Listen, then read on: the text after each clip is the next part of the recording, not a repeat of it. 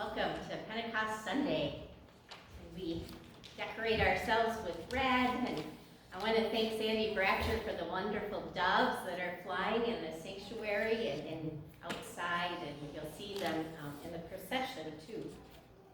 And also I want to thank all of those of you who came and helped us move the medical loan closet to the lower level. All the medical equipment is now in the lower level, so if you have people who need medical equipment, please direct them to the room behind the kitchen. And there's signs that I hope will help. That loan closet is used constantly, and it's one of the things that people say thank you so much for. So I'm so thankful for Bev, who started the tradition here in that ministry. VBS begins on Tuesday at 9:30, and anyone who is in preschool to elementary age is welcome to join us. We will be all in the lower level this year. Marlene Heise and I will be teaching. Sandy Bratcher will be doing the crafts along with Kathy Lang. And did I say Sandy Bratcher or Kathy Bratcher? Did I? Okay, very good. Kathy Chemnitz is going to help out. If you're an adult and would like to join in, we can always use your help. And we hope to have around 20 children. It'll be just with our own children this year again. Ann Holleran is the coordinator. Thank you. I knew I had one more person, and I was looking here to see if I had her name down, which I didn't. There are birds in the back that you can make after the worship service today, and decorate your birds and take them home to remind you of Pentecost Sunday. And you'll hear why we're doing birds this year in the sermon. Are there any other announcements that I have forgotten? Our opening hymn will begin after I get the children to the back and we are ready for our processional. Send your Spirit, O God, for the birthing and rebirthing of our faith. Send your Spirit, O God, that we may hear and speak and live anew. Send your Spirit, O God, for the renewal of your blessed creation. Send your Spirit, O God, to gather us. And then send your Spirit, O God, to send us forth in mission. And as we light the light of Christ on this Pentecost Sunday, we know that Christ's Spirit is with us through the presence of the Holy Spirit around us, in us, and throughout the world. It's a powerful spirit that can transform our lives and our cosmos. So I'm going to invite the children to come back into the back with me as we get ready for our opening hymn.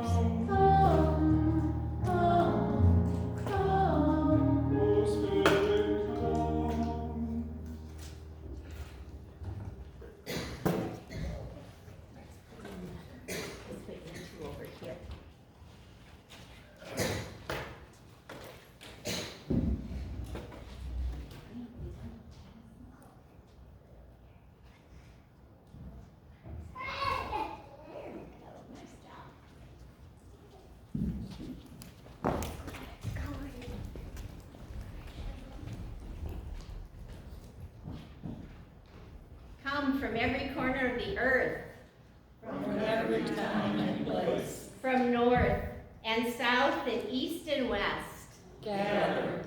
For the Spirit of God is being poured out even upon us in this place.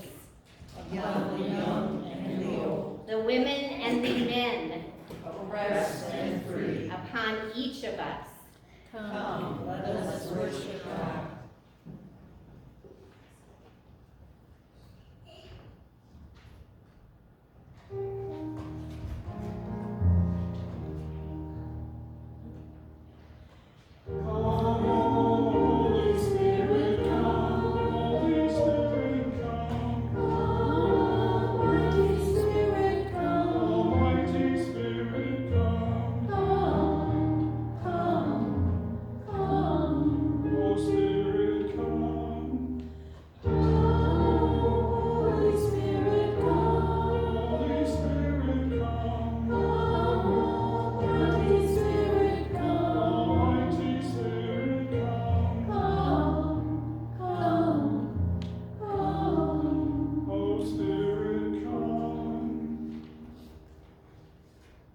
Holy Spirit, abundant energy of heaven, enlivening dry bones to dance a new dance of vibrant conspiracy, God's own dance of resurrection.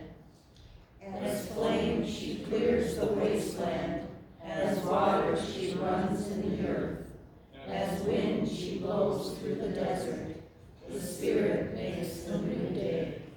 Holy Spirit, disturber of the world and catalyst of change, filling us with the energy of heaven and a call to renew the world with songs of justice and words of peace, God's word of resurrection. With flame the Holy Spirit lights the passion, with water she nurtures all earth, with wind she blows a new order, the Spirit makes a new day. Holy Spirit, shaper of the future, interrupting our now, burning through all that is corrupt with a revelation of justice, filling the old and the young with new vision and dreams, God's dream of resurrection. With flame she burns the candle, with water she quenches our thirst, with wind she shakes through the darkness, the Spirit makes a new day.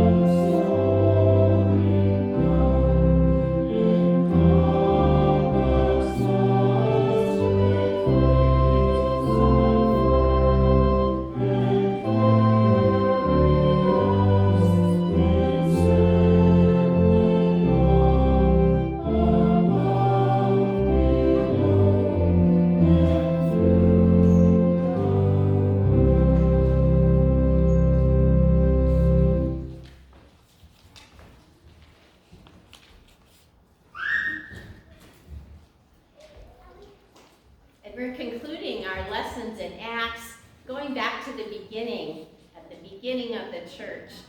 This is the story that begins it all. We've heard all about the way the church began and how it overcame all sorts of cultural barriers and ways of becoming a new thing.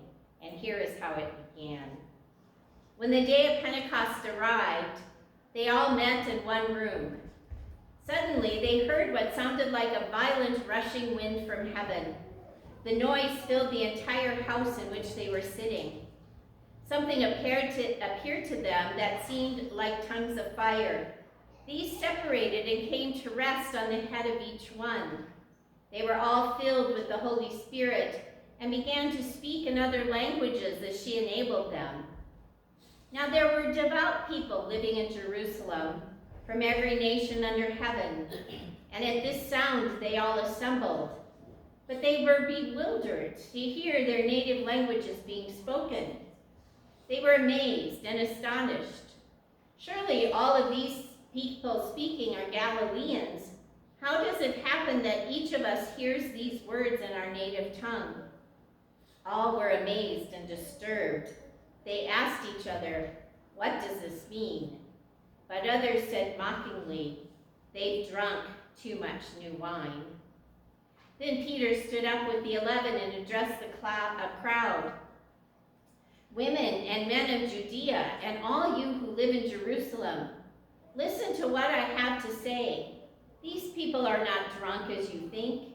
It's only 9 o'clock in the morning. No, it's what Joel the prophet spoke of. In the days to come, it is our God who speaks. I will pour out my spirit on all humankind. Your sons and daughters will prophesy. Your young people will see visions, and your elders will dream dreams. Even on the most insignificant of people, both women and men, I will pour out my spirit in those days, and they will prophesy." The word of God for the people of God. Thanks be to God.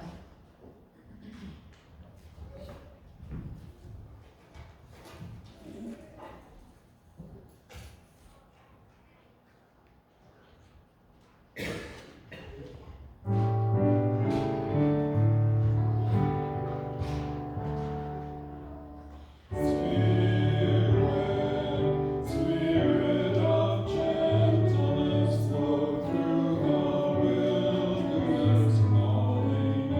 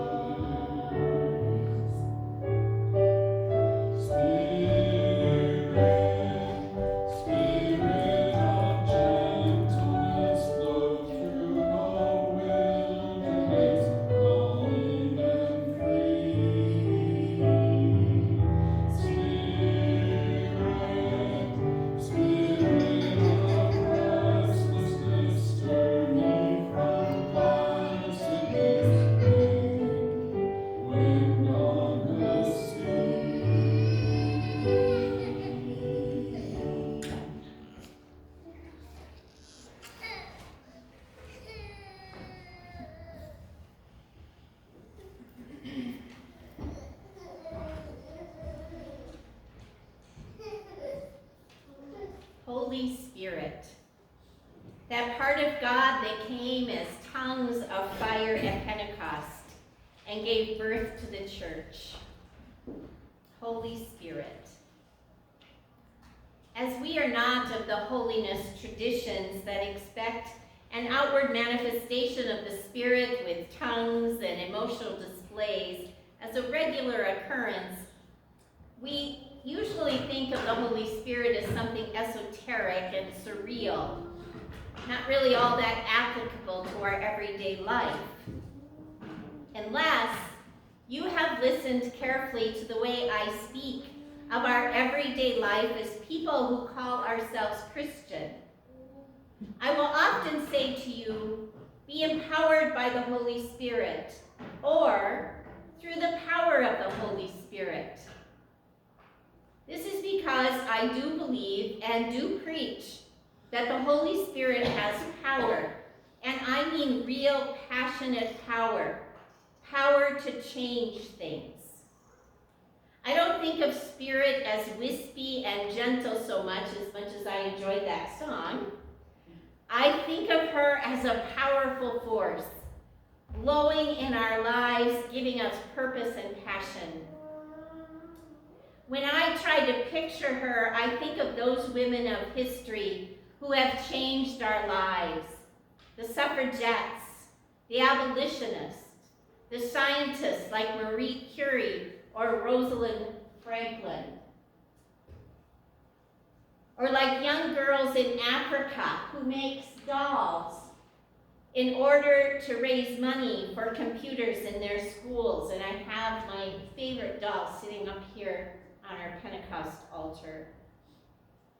What unites all of these women and other women and men who have changed the world is their passion, their energy for doing what they see as good and important and right for the entirety of humankind, even in the face of incredible odds. It is as if they believe in what they are called to do so much that they can't help but do it. For example, I'm reading this book, a book called Her Hidden Genius, and it's about this woman, Dr. Rosalind Franklin, who was a brilliant, exacting physicist who did amazing work at the end of World War II, just as Europe was coming out of all of the ugliness of World War II. She worked in Britain, and she was a British Jew. She belonged to an influential family, and they thrived during the war in Britain by taking in refugees and sharing their wealth with refugee organizations. Their philanthropy was her family's greatest calling and greatest pride. And Rosalind's family, therefore, expected her to marry, settle down, and use her family fortune in philanthropic work in London. But Rosalind had other ideas.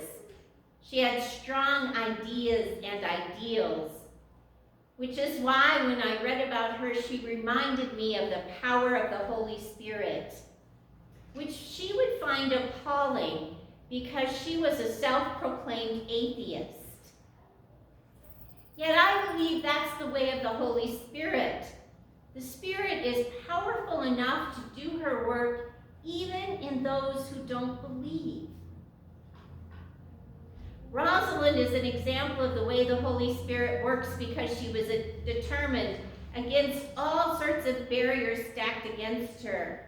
Being a woman, scientist, a physicist in the 1940s. Her family's opposition to her work until the day she died, they could not understand it. A work culture that was toxic. Being a woman in science at that time was very difficult, but also at that time, trying to figure out what a DNA molecule looked like and how it functioned became a competition among scientific labs. And then just the science of post-war Europe. Can you imagine fighting for the money, finding the equipment? She was nevertheless determined to meticulously unlock the mysteries of DNA, the stuff of life, as it was called then. She let nothing get in the way, even her own health. But even more than determined, she, unlike the other scientists who were working on the same mystery, she did it for the good of humanity. When you read her writings, she could not understand this race toward trying to be the first lab to unlock the mystery of DNA, and she would be so frustrated by those who were trying to do it for glory. As a matter of fact, she refused to reveal anything of her research until she was 100% sure that it was true and good and of benefit to the betterment of humanity. As a matter of fact, the DNA part of her work got taken from her by some famous scientists who eventually won the Nobel Peace Prize. But she then turned her work towards the RNA molecule and became one of the first researchers who worked on discovering the mysteries of RNA, which led to all of the immunizations that we have against viruses. Unfortunately, Rosalind never did get the honor that was due her. She died of ovarian cancer just as she made her very important discovery of the actual way the DNA molecule is structured in that double helix. She was the first one to imagine that. And such is the work of God in our lives. It isn't about the reward. It is about the passion and the work and the good we are doing for all of humanity. The power that motivated Dr. Franklin, despite all odds, despite not seeing the prize at the end, is what I think of as the work of the Holy Spirit in our world. It isn't about individual manifestations of some spiritual gift. It's about doing our work for the good of the whole. Now for us, that probably isn't trying to figure out the structure of a molecule or the cure for cancer or the mysteries of the stuff of life. But it might be raising money to fund the cure for cancer, or making sure our children are given the best education and moral structure so that they can be contributing members of society. Or it might be running a food shelf so that families in our town can make their budgets work better in every month in this very difficult financial time. Or it might be a passion to learn how to farm so that the land is returned to health and remains alive so that future generations can farm that land. Or it might be reaching out to those who are less fortunate and spreading just a little bit of joy right in our own corner of the world. Or it might be visiting the sick and caring for the elderly. Whatever we do with a passion that seems to drive us to do right for the rest of humanity, that, I think and believe, is the power of the Spirit in our lives. And by this power, I don't mean a frantic energy that sucks the energy out of everyone around it, nor a power that barrels down on anything or anyone in any way. I mean the sort of power that brings life and joy and wholeness and new discoveries. To that end, I want to give you a few more examples of what this power of the Holy Spirit means in our lives. How this passion that drives and motivates us to be whatever it is God calls us to be works in our lives. because I believe the Holy Spirit is a constant, ever-present power, even when we feel drained of power. So I was assembling these Holy Spirit doves this week with the help of two of our little ones, and of course they had all sorts of questions. Why are we making flying birds for Pentecost? What is Pentecost? Why? Why do we celebrate Pentecost? And again, why again the birds? And yes, why the birds? Why doves particularly? Well, in the Bible I explained, it says that the Holy Spirit came on Jesus, and she came in the form of what looked like a dove. And ever since, a dove has been a symbol of the Holy Spirit. As a matter of fact, doves, as symbols for Christianity, are older than our cross. But their questions reminded me of a Facebook page I follow called Unvirtuous Abby. It often presents powerful tongue-in-cheek commentary on contemporary life. And some of my favorite posts are the ones they post about the Holy Spirit. On this page, the Holy Spirit is always depicted as a bird, which is why I was reminded of this page. And the text that goes along with the photo names some power of the Holy Spirit that comes into our lives, power that we need. And with many things of the Spirit, it seems that these pictures pop up on my Facebook page just when I need them most. Now, I would expect that most of us don't feel as if the Holy Spirit is doing anything powerfully in our lives most of the time.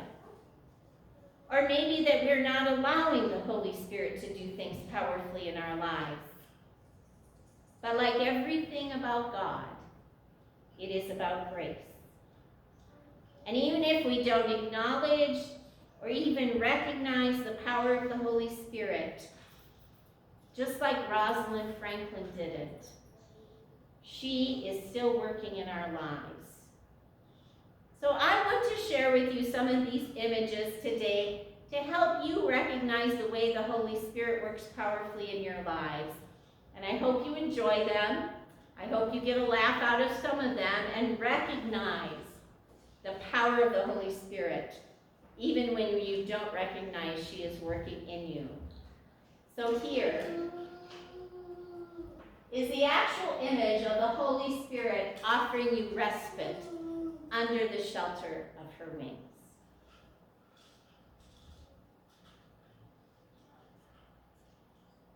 Here is the actual image of the Holy Spirit telling you to be gentle with yourself. Here is the actual image of Mother, Son, and Holy Spirit wondering, how are you? And here is an actual image of the Holy Spirit right down there, acknowledging that things are overwhelmingly big in your life right now. Have you felt that spirit in your life recently? That's a powerful spirit. Here's an actual image of the Holy Spirit here in your inner monologue. She thinks that you're wonderful, even if you struggle to believe it.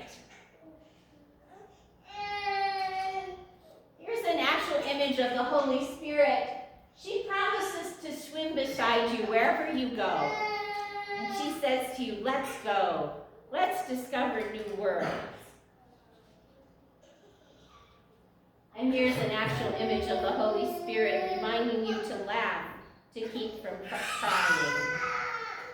The powerful presence of the Holy Spirit that gives you perseverance and courage in spite of overwhelming odds against you. And here's an actual image of the Holy Spirit abiding with you during your dark night of the soul. Don't the eyes tell it all? Deeply within us, the power of the Holy Spirit, not saying anything, but not leaving us abandoned either. The Holy Spirit, that powerful force that works in our lives to make change, wholeness of humanity, the gathering together of all things good, so that we can live as God intended us to be. How do you feel the power of the Holy Spirit in your lives? How does the power of the Holy Spirit work in your lives? How does the Spirit fly in our lives with joy and thanksgiving and always present? The power of the Holy Spirit, God with us today, always. Thanks be to God.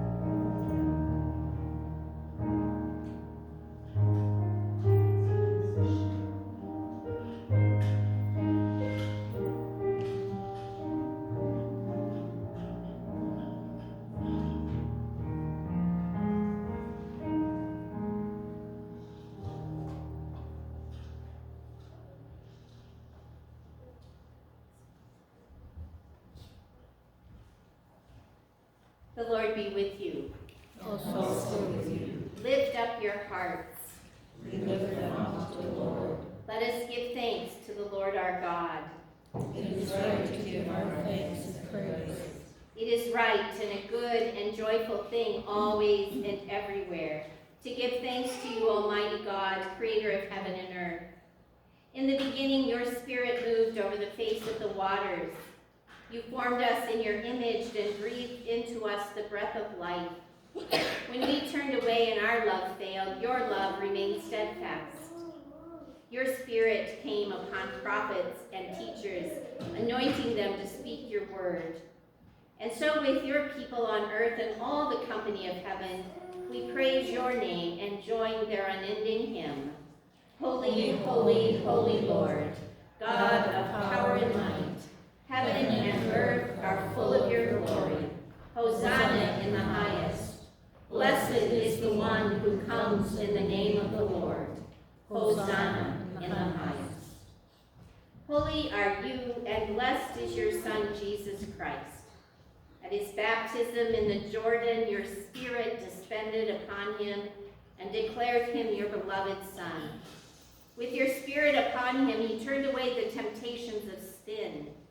Your Spirit anointed him to preach good news to the poor, to proclaim release to the captives and recovering of sight to the blind, to set at liberty those who are oppressed, and to announce that the time had come when you would save your people.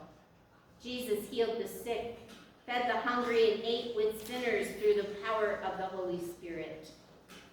And then by the baptism of his suffering, death, and resurrection, you gave birth to your church, delivered us from slavery to sin and death, and made with us a new covenant by the water and the Spirit. And then when Lord Jesus ascended, he promised to be with us always, baptizing us with the Holy Spirit and with fire, as on the day of Pentecost. But first, on the night in which he was betrayed, Jesus took bread and broke it and said, "This is my body, which was given for you.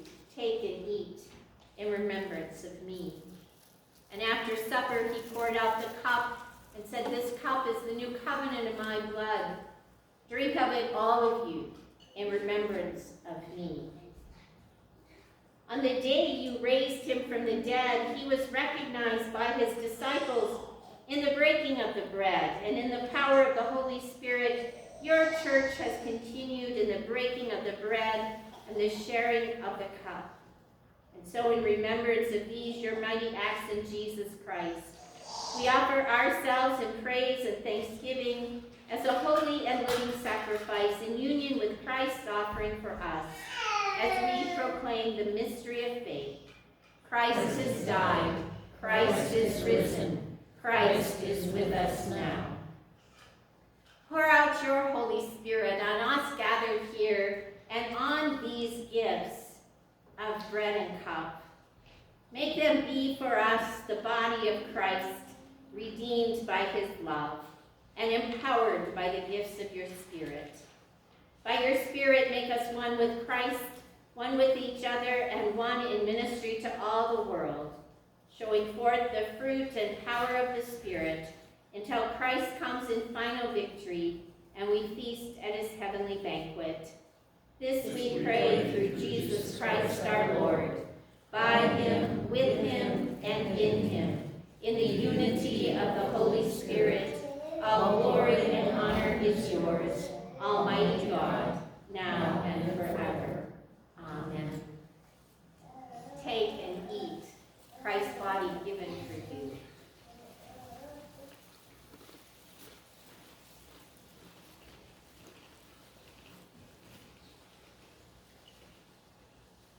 Take and be empowered, Christ's love poured out for you.